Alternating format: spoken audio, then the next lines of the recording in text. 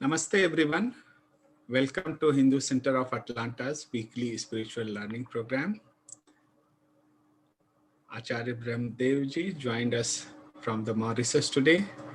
Acharya will be extending our series on the universal values in rituals. We had a couple of programs in last weeks about this, and Acharya will continue on that and uh, tell us about more about the different rituals in Satya Sanatan Vedic Dharma. Acharya Brahmdevji has an inclusive educational background in science, banking, management, and Darshanacharya, Vedic philosophy, Darshan Yoga Mahavidyalaya, Gujarat, and a diverse career in financial services, industry, and at Arya Sabha Mauritius. He has been a key resource person for Arya Sabha Mauritius on the universal Vedic values, yoga and meditation, and on interfaith and intercultural dialogue at various national and international forums. The Mauritius Council of Religions, Arya Pratinidhi Sabha America, Greater Atlanta Vedic Temple, and Hindu Center of Atlanta Yoga and Meditation Center. He is author of numerous insightful articles on Vedic philosophy and contemporary issues in English and French. Over to Acharya. Namaste, everybody. Just bringing our mind to focus. Let's sit down straight, close the eyes gently, with the body totally relaxed from head to toe. The back, the neck, and the head in one vertical line. Deep inhale and exhale. While exhaling, we are going to chant Om. And during the Om chanting, observe, listen to your own pronunciation. Observe the sound waves, the vibrations of the chanting. We start from O. Generally, it's the stomach region, the belly region, and moves up the spine as we go to Ma, the M, and at the end of it, we can yet feel the vibrations at the level of the brain. If we are closely observing that, we'll be calm, inner peace. We can feel that benefit, and that's from the universal sound Om chanting. Then we will do one time Gayatri Mantra. Om.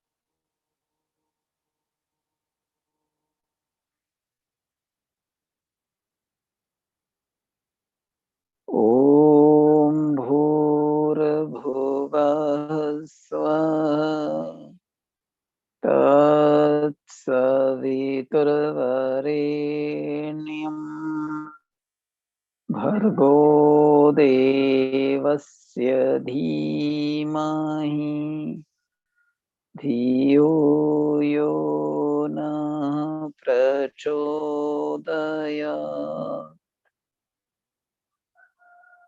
Oh.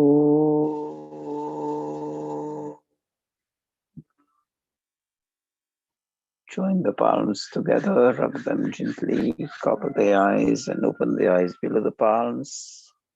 External light doesn't hit at our eyes. And energy to facial muscles. So, namaste and welcome to the series on universal values. We are trying to complete the part on the Sanskar. We reached up to Vedaram Sanskar, and we are going now to touch the Samavartan Sanskar.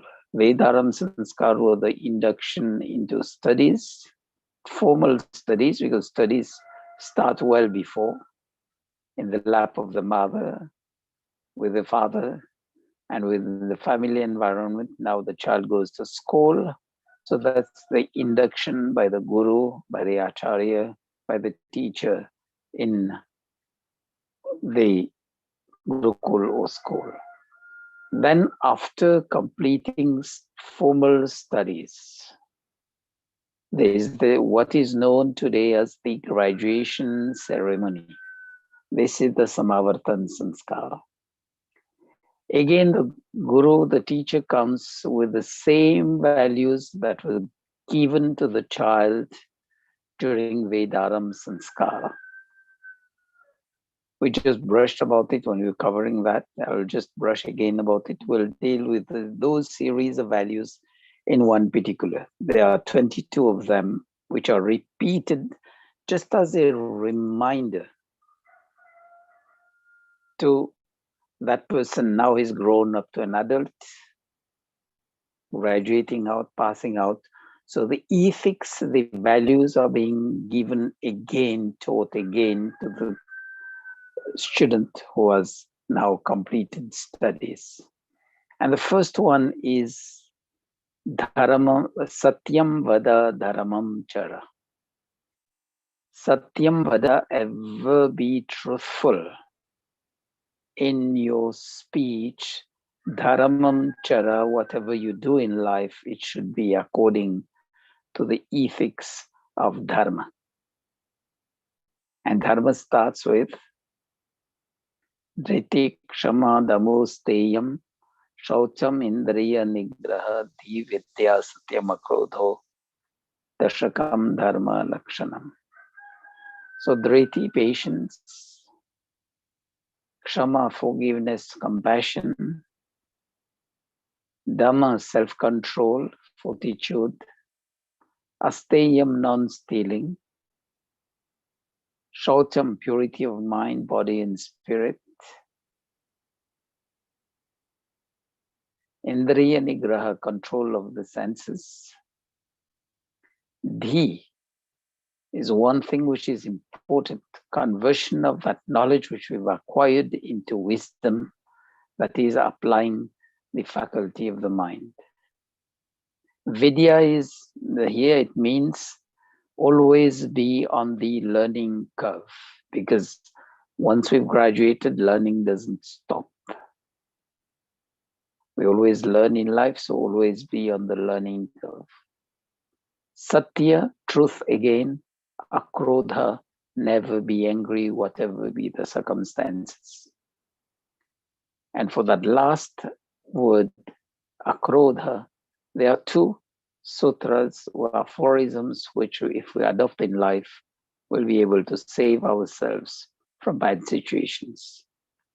The first thing is koi baat nahi, let it be. When we say let it be, whatever be the circumstances in front of us, will be serene, will keep our calm, and be in a better way to analyze the situation, gauge the situation, and act accordingly. Most of the time when we act on the spur of the event, often we go on the wrong track. So let it be, we just say, okay, let it be. We let the steam go out, and in all serenity, we look for the proper solutions. Then if matter goes worse, then we say, Ishwar Nyay Karega, leave it to karma, especially during arguments. When we say Ishwar Nyay Karega, we leave it to karma. I think I'm right, the other person is thinking he is right, he or she is right. If we leave it to karma, karma will teach everybody his or her lesson. Remember, karma is a boomerang. Whatever we send outside will come back to us. It says every action has an equal and corresponding reaction. So it says, Satyam vada dharmam chara. Always be on the path of dharma. And if we remain and stick to the path of dharma, we'll always be ethical in life. Unfortunately, today, we get the best of graduates, the best of scholars. But when they start running business or they are involved, they get big positions. These are the first people who more or less are involved in the scams, in the financial crashes, and in all these hanky-panky things. So ethics are to be followed throughout life. Then it says, karma kuru, be dutiful, shoulder responsibilities, adhere to what we know as responsibilities. And if we are dutiful to our responsibilities, the rights will come by themselves. In the world of today, we find people fighting more for rights. And when it comes to responsibilities, we just shy away. No. If we are affirmative, we affirm ourselves in our responsibilities, it's rare that somebody can come and deny us our rights. Like this, there are 22, which is a series. We'll take that just after when we complete the series on Sanskar. I'll try to just complete the series on Sanskar today. We'll see if we can do it. I want to touch a very important part of it because after Samavartan Sanskar, the graduation ceremony, there's also one mantra which is said, Mama Vratete Hridayam Dadami. So we pledge to always be in harmony at the mental and emotional level for ourselves and with all around us. If we maintain that harmony in terms of what we can join that with the Sukt, which talks on harmony and unity in the Rig Veda, the last part, it says, Sangachadvam Samvadadvam Samvo Manansi Janatam. It says, let's our thought be of accord. That is, let's harmonize our thoughts. And this is the first way of creating unity among people.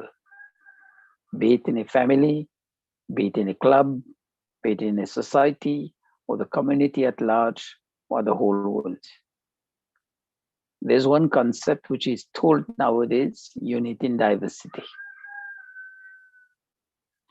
If we want to reach on that, we have to focus on what bonds us together and probably agree to disagree that the differences will remain. Otherwise, if focused on the differences, then arguments are there, the fighting are there. Like when I intervene, especially in interfaith, intercultural, interreligious meetings, I always tell people, the way we pray will always be different. And unfortunately, new sects, new faith groups are emerging often. So how can we be together, unity, unified there? But if we look at the fundamentals, the values that are taught to us, it links us to the 10 tenets of Dharma or Niyama Niyama.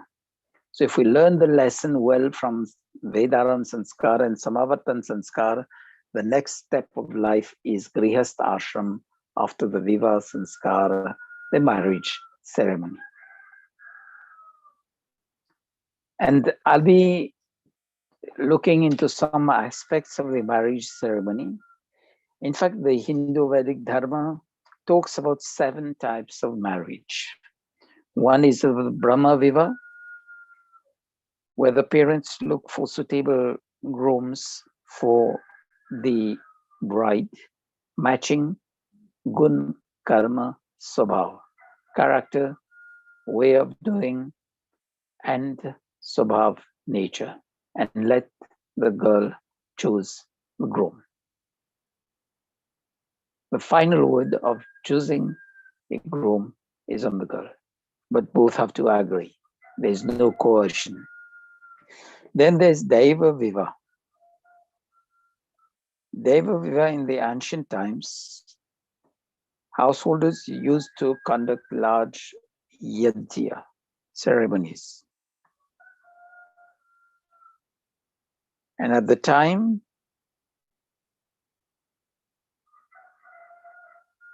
the deities, that is, the devas, those benefactors who were coming,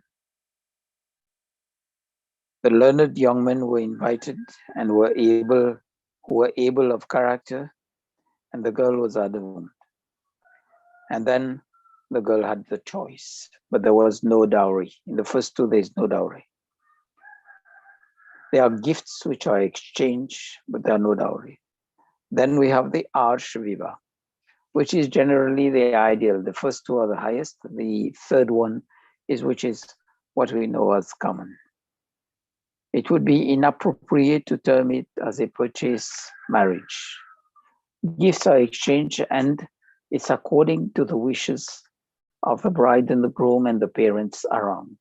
There's no bargaining, or there's no hard and fast rule that such and such gifts are given. Unfortunately, the concept of dowry was not in the Hindu Vedic Sanatan Dharma. What was offered to either the bride or the groom was according to the, as we say, the capacity, what the parents could afford, and it was mutual. Then we have Prajapatya Viva. Like Brahma Viva, there is no display, no ostentation. And this is where we can join in probably the COVID times, the marriage restrictions, restricting the attendees to 10. Some countries have made it 20, some 30, some 50. But there's no ostentatious spending, lavish spending on things that doesn't bring much to the family.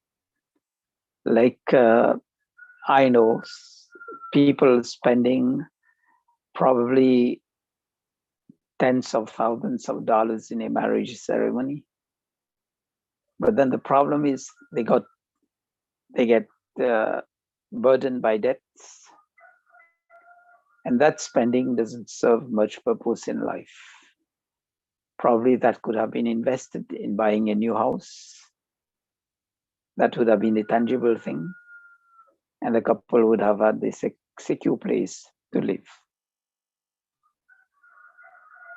And this is, unfortunately, as we say, the big fat weddings. Prajapatya Viva is simple, where close relatives and close friends are there, and it's within a limit. We reduce the spending because we can invest that to create a better future for the bride and the groom. Then there's the Asura Viva. The Asura Viva, Gandharva Viva, and Rakshas Viva, Pishach Viva. These are there where there's coercion, and some are coercion by sexual exploitation of the bride, or there's abduction of the bride, things like that. And the worst is the Rakshas Viva. The girl is put in a distressed situation, forced, kidnapped, and then the Pisach Viva is about people sexually assaulting those who are physically, mentally challenged, especially in those cases, or people who are under dire circumstances. But then looking at the 4 previous types, Brahma Viva, Deva Viva, Arsh Viva, and Prajapatya Viva, which was all simple.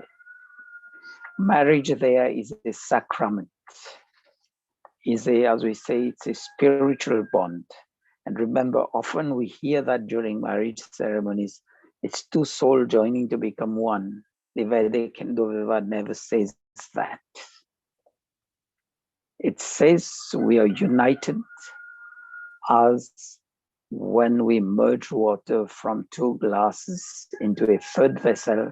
So let's be united in thoughts, in words, and in our actions. Manasa vacha karmana, or take it from the other side, gun karma swabhav. We'll try to be vacuum in our character, gun karma in our actions, and in our swabhav in our nature. If we focus on manasa vacha karmana, that is thoughts, words, and speech, or focus on gun karma swabhav, I think we'll be able to live a harmonious life within the married life, grihast ashram. And the main aim of marriage is to procreate and beget children.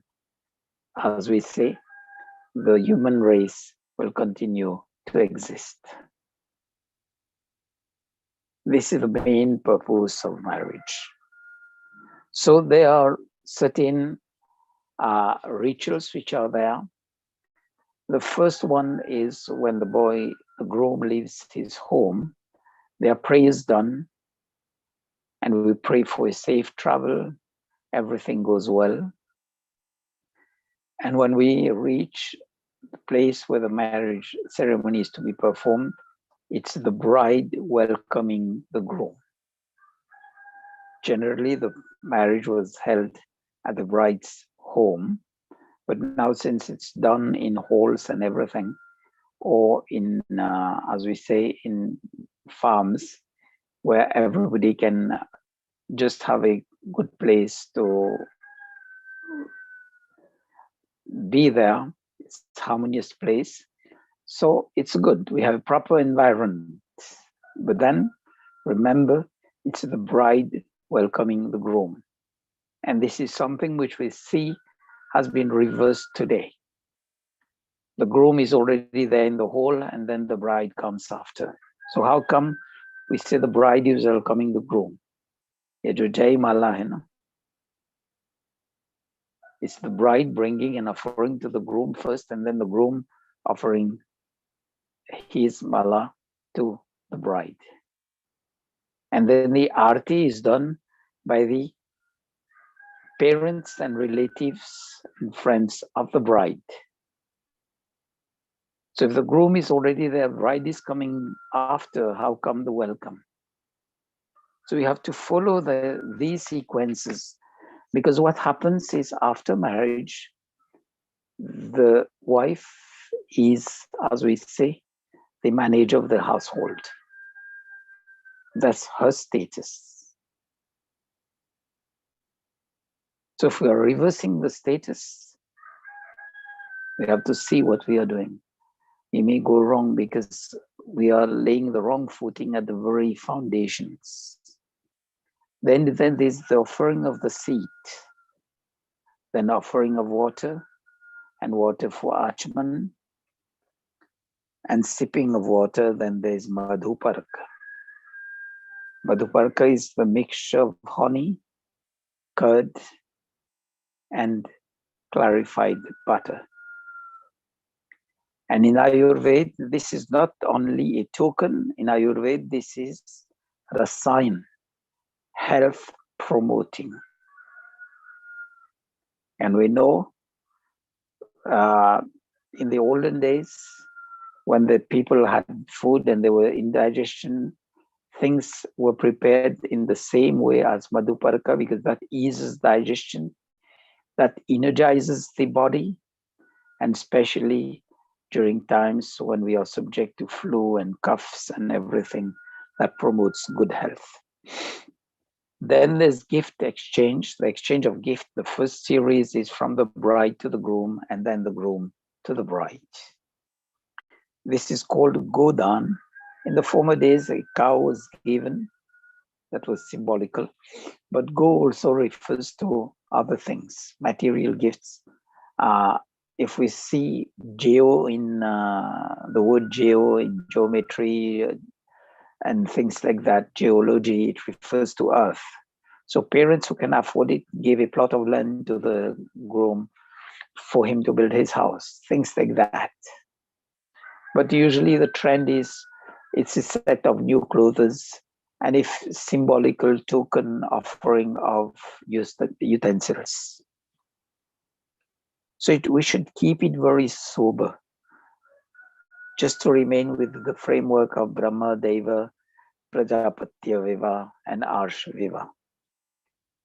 Then there is the pious act of Kanyadan. Remember, it's not the gift of the girl to the groom. The mantra says the groom pledges to accept the hand of the bride as his wife. And it's a pledge of Pativrata and Patni Vrata, mutual fidelity. Be faithful towards each other. Unfortunately, we've seen it that Kanyadan is the highest of dan. There's nothing like giving the gift of the girl to the, because the girl will always belong to both families. And as in the Ved mantras, it says the girl is Duhita. She comes from one family background, bringing the values, living values, and come to another family. So she shines bright by bonding to families. She leaves the family of the parents, goes with the groom, and now she integrates herself with the new family. And together, with mutual faithful among themselves, they are going to grow in life. And the highest dhan, in fact, in the Hindu Vedic Dharma is the gift of knowledge, Vidya dhan. And that is given to us in the descriptions in the, when Rishi Dayanand was writing about the introduction to Vedaram Sanskar and Samavartan Sanskar. So remember, Kanyadan is the groom accepting the bride, because the bride has given her consent, and now the groom in front of the public, in front of the guest, officially accepting that. And after that, we prepare for the yajna, and the yajna starts, and there are 4 circumambulations, as we say, fairy. And the fairy of vows from the groom to the bride. About he pledges to be caring, to be always looking for the welfare of the family, and just pledging fidelity, mutual friendship, mutual trust, etc. We have the Shila Rohan Vidhi, which is very, it's not, as we say, those rituals are there, but the underlying spirituality. The bride puts her right foot with the toe on a piece of stone, symbolical that she will stand firm in values in life, firm in trying to maintain harmony in the new family, firm to maintain peace and harmony between the bride and the groom, or the wife and the husband. So that's symbolical. Always subdue to values in life, not subdue to, as we say, coercion, but subdue to values in life. When values come forward, we'll always be caring for each other. Then there's the Laja Home Ahuti. The Laja Home is after the Shila Rohan. Laja Home is the bride places her palm on the palm of the groom, and we offer keel, that is puffed rice, to the fire. That is also symbolical. Puffed rice symbolizes blooming, and symbolizes, as we say, the word is kill. And if we take that word kill, when we pronounce it, a smile comes to our face. So let's always be smiling in life. So even the words, if we listen to them carefully, they prompt to things in life. And after the 4 circumambulations, we have this Saptapadi. This is a very essential part in the rituals of Viva Sanskar. And probably the most important because it's 7 vows that are exchanged. The first one says, Ishe Ekapadi Bhava. Ishe Ekapadi Bhava. So the pledge is, the groom pledges that he will always be well disposed and bring food from righteous earnings to the family. The second one says, Urde Dvipadi Bhava. This is the second step, that will always maintain good health, physical, mental, moral strength. The third one says, Rayas Poshaya Tripadi Bhava. This is the third step. It's praying for wealth, and we are going to put 100% physical and mental efforts for righteous earnings. Then the fourth one says, Mayo Bhavaya Chatushpadi Bhava. And the fourth one is, will always work towards happiness between husband and wife, and then with the extended family on both sides. The fourth one says, Praja, the fifth one, Prajabhya Panchapadi Bhava. Prajabhya. So we'll always go into relationships, procreation to beget good children. And the path again comes with the Garbhadhan Sanskar, or if we go to the Ramayana, we see the Putreshti Yads. Let's follow that path. And when we know we have the plan to beget children, let's follow Brahmacharya celibacy for a period of probably 3 months. It would be best if it goes up to 6 months, and we get the best of children. And during Brahmacharya, we'll dedicate time to make our mental frame, physical frame, so that we know we are going now to plan a family to get kids. And then when the mental and physical setup is well made, well founded, the child who will be coming will also be well grounded. We'll get the best of children. Then the next one says, Ritubhya Shatapadi Bhava, the sixth one. When we say Ritu, is we be careful about the seasons, especially the transitional seasons. So we'll be caring for our health. And the last one, which is very important, Sakhe Saptapadi Bhava, will remain the best of friends between husband and wife. There can be no better friends. And if we go on that, what do the best of friends do? When we do something good, give a gentle tap of encouragement. And when things are wrong, just slightly a pullback and say, okay, let's sit down. I think we have to review strategies and tactics.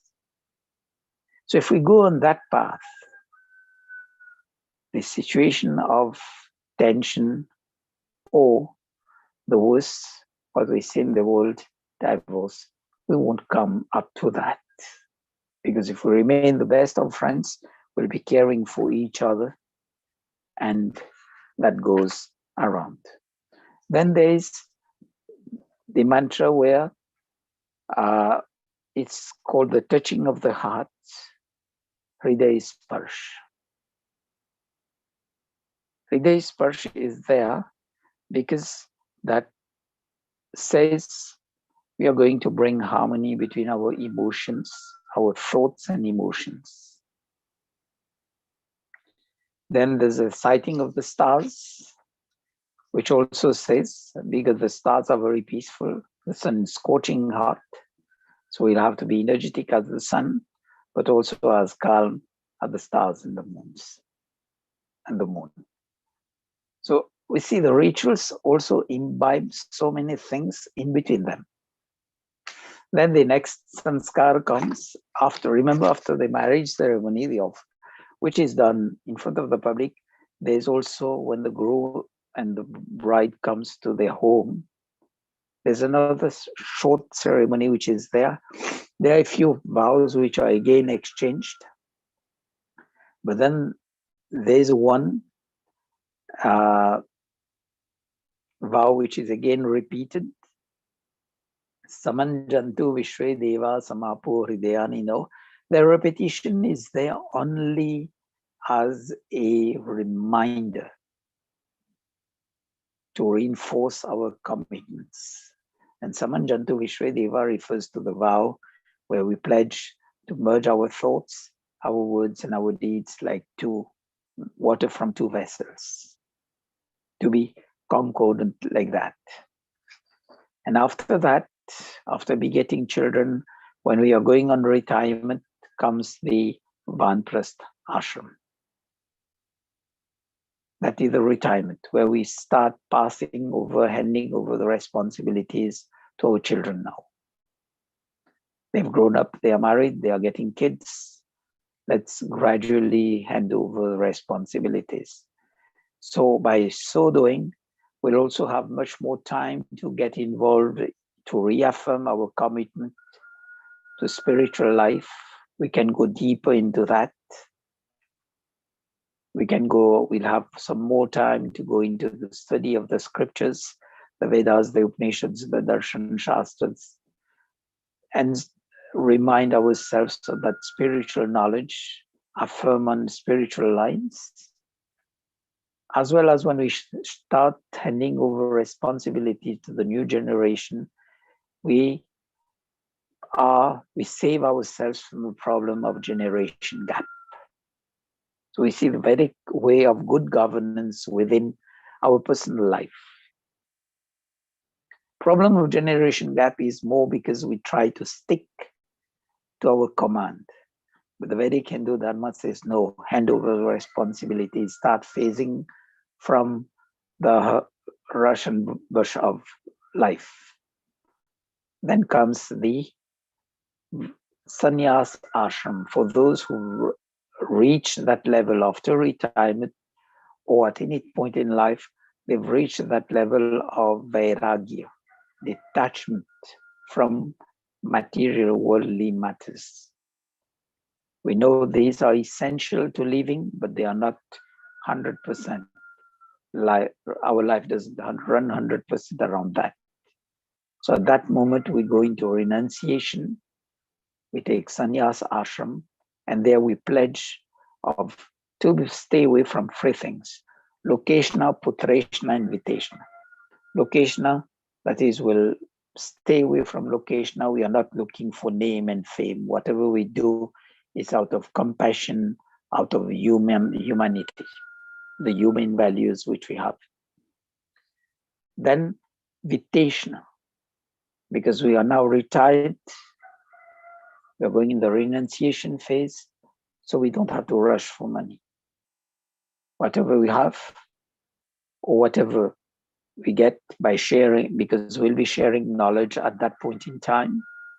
We've reinforced our spiritual knowledge. We are going to share our life experiences and knowledge. So society also was in a way that we were caring for elderly, for learned persons in the Pitriyas and Atithiyas. Then there's Putreshna, Lokeshna, Viteshna, and Putreshna.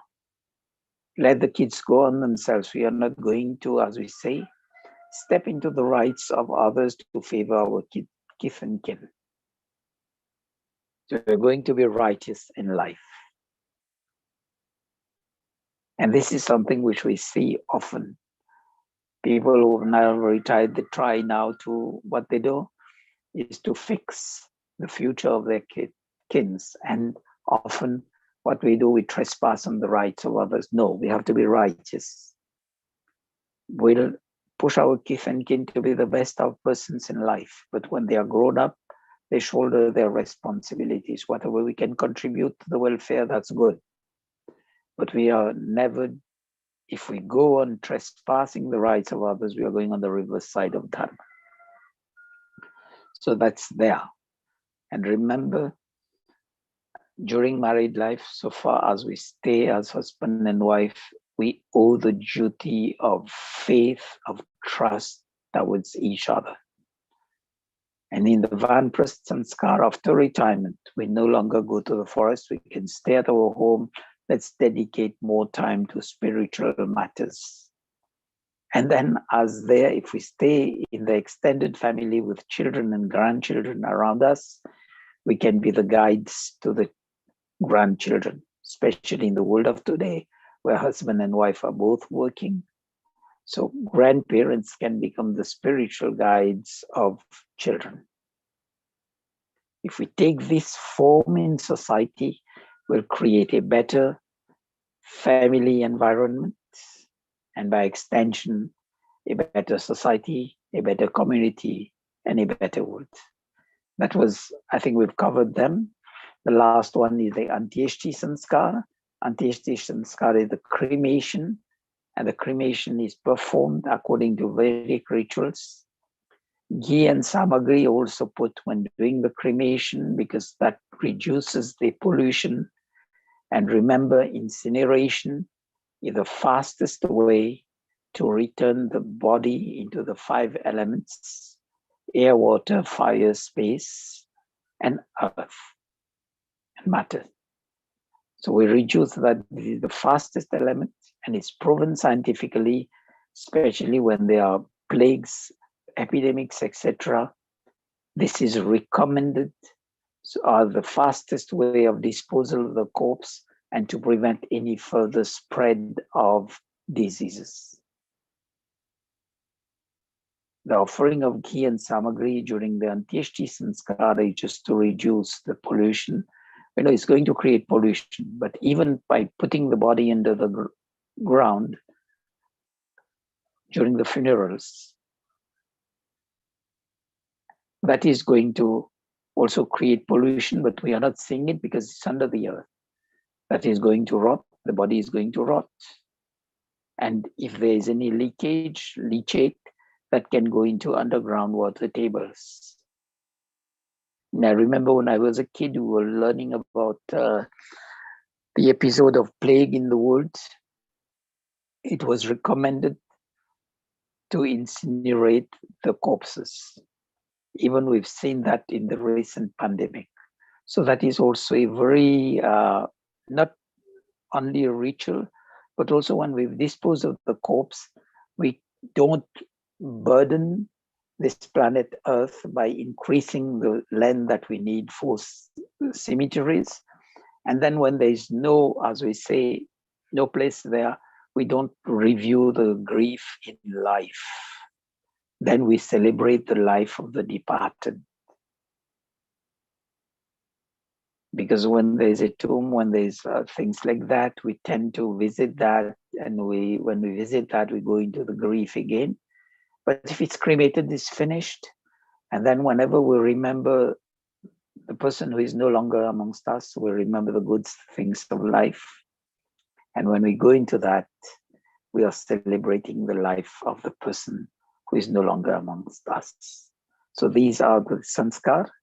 And the next thing we'll be looking in the next series, since next Sunday will be 30th. We'll be looking into the 22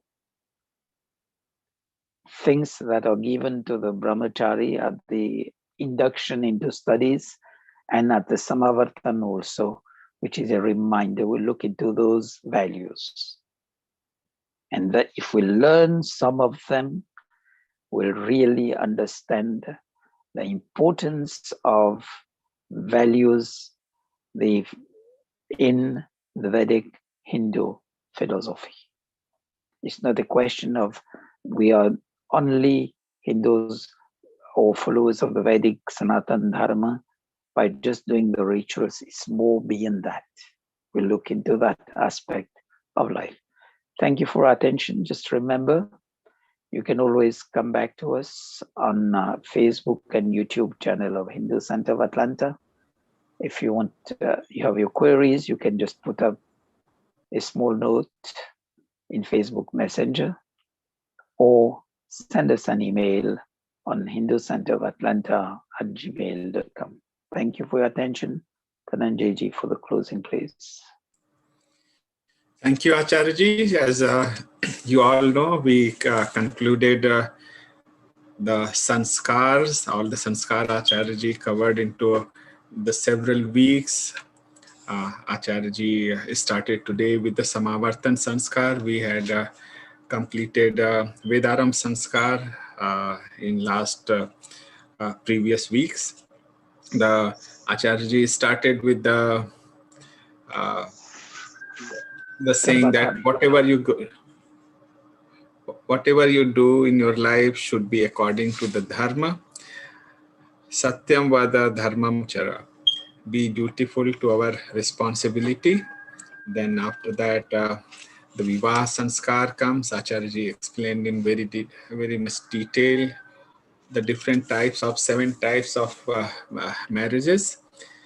And we should always do the anything according to the good karma and swabhav.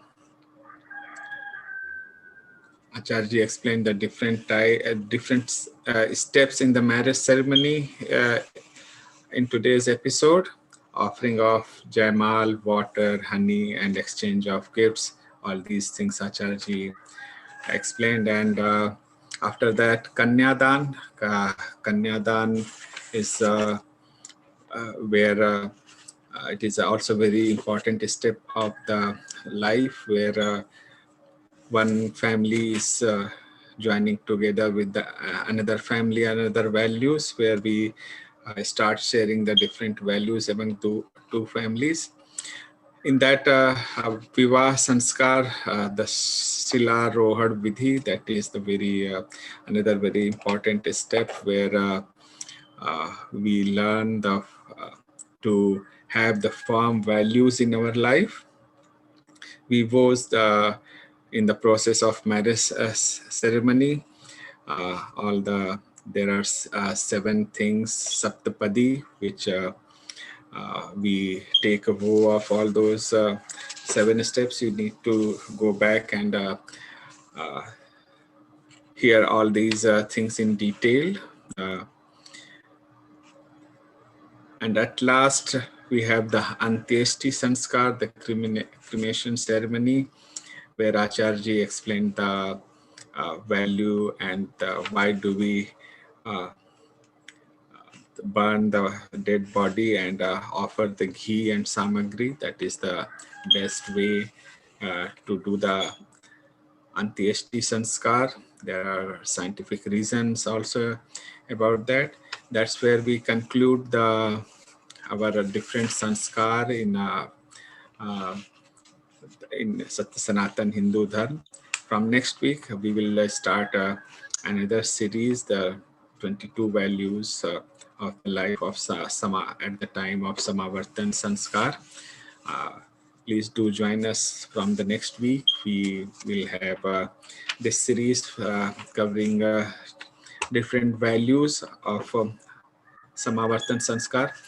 Just for a reminder, we have Friday program for the Sanatan Dharma Simplified for the kids and young youth. On Saturday, we have weekly satsang morning 10:30 a.m. to 12 noon every Saturday morning Eastern time. And on Sunday, the spiritual learning program for the kid. for the adults. You can connect with us on Facebook, Hindu Center of Atlanta, and YouTube at Hindu Center of Atlanta YouTube channel. And you can send us the email at hinducenterofatlanta@gmail.com. If you want to call Acharyaji, you can connect on the WhatsApp at 770-666-3435. Hope to see you all in our upcoming series, and see you next time. Before we end, we will do a Om Jap and we will conclude for today's session. Sit down straight again. Deep inhale. Om.